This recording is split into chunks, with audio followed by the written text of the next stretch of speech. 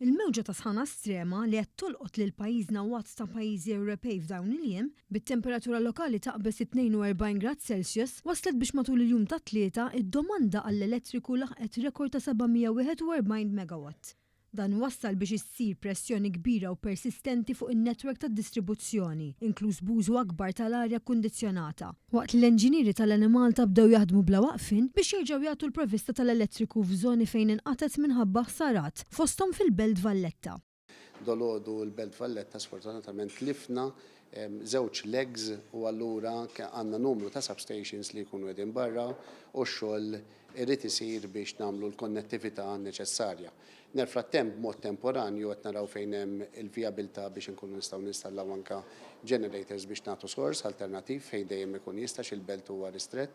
Għandna l-isfidi tal-belt li għall-belt hija waħda fil-pjanijiet tagħna sabiex intejbu wkoll bħal areas oħra illi rridu nagħmlu biex insaħħu wkoll in-netwerk tal-akwata. L-belt iġib magħha wkoll sfidi oħra, sfidi li hija belt kapitali, belt li għandha storja u wieħed irid joqgħod attent pjanar iktar bilgħaqal ukoll ta' minn fejn jista' jgħaddi biex ma jkollniex effetti fuq il-belt partikolari.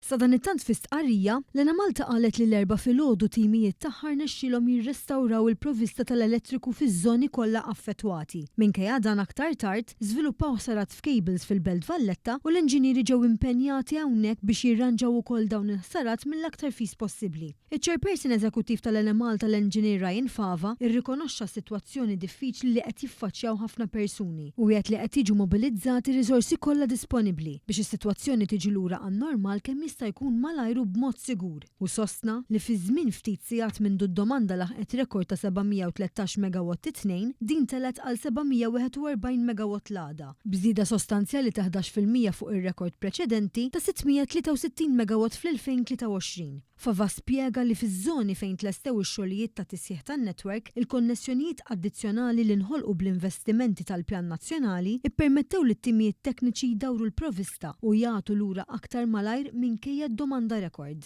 Madankollu, irrikonoxxa li l-ħsarat tal-aħħar jiem juru wkoll l-ħtieġa li jkomplu jissaħħu partijiet oħrajn tan-netwerk, hekk kif l-Enemalta qed tkompli timplementa l-programm multimiljonarju biex is-sistema tad-distribuzzjoni tal-elettriku tkun aktar reżiljenti. L-Enemalta qalet li timijiet addizzjonali wkoll lesti biex jirrispondu għal kwalunkwe ħsarat oħrajn li jista' jkun hemm, waqt li aktar ħaddiema ġew assenjati għal helpline 153 li topra 24 siegħa kuljum biex jassistu lill-klijenti u jirreġistraw ir